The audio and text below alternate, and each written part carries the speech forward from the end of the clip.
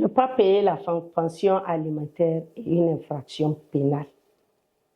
Il faut qu'on l'explique clairement pour que tout le monde comprenne que c'est une infraction pénale.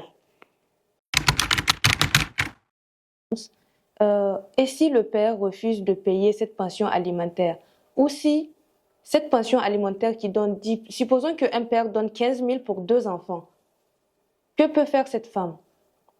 Cette femme peut encore retourner devant le juge pour demander la réévaluation de la pension. Parce qu'elle n'est pas statique. Peut-être au moment où on avait donné 7 500 par enfant, le monsieur avait un revenu T. Et si le revenu T évolue et que maintenant ça devient T plus 1 plus 2 plus 3, il est normal qu'il puisse réévaluer la pension parce que les enfants aussi grandissent et leurs besoins croient. Donc, il doit pouvoir revenir maintenant pour demander « Ah, voilà une nouvelle situation qui est arrivée. Il faut que vous reveniez à cette nouvelle situation et que la pension alimentaire soit revue pour être augmentée. » Le père qui ne veut pas payer la pension alimentaire malgré une décision de justice, la femme peut retourner devant le juge pour faire constater le non-paiement. Elle peut saisir un huissier pour demander une exécution forcée de la décision qu'elle a eue en sa faveur, en faveur de son enfant, parce que ce n'est pas pour elle. Et dans le pire des cas, elle peut saisir le procureur aussi.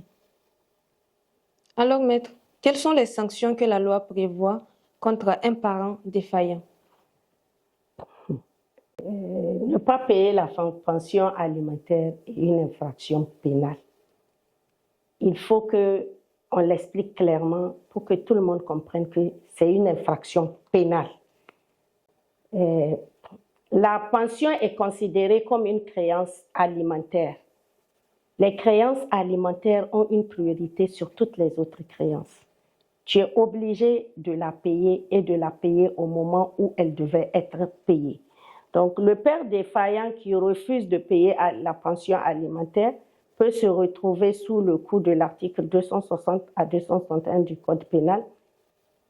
L'infraction, c'est un abandon de famille. Le fait de ne pas payer la pension alimentaire peut être assimilé à un abandon de famille. Le fait de refuser de payer la pension alimentaire peut être assimilé au refus d'exécution d'une décision de justice, parce que c'est une décision de justice qui t'oblige à payer.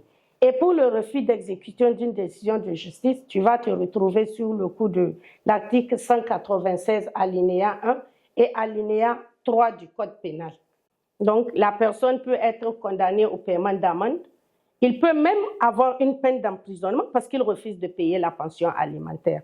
Et la femme peut rentrer en exécution forcée contre lui, prendre la décision, la grossoyer, envoyer un huissier qui va venir saisir ta voiture, qui va saisir tes meubles pour les vendre et donner l'argent à ton ex-femme parce que tu as refusé de payer la pension alimentaire.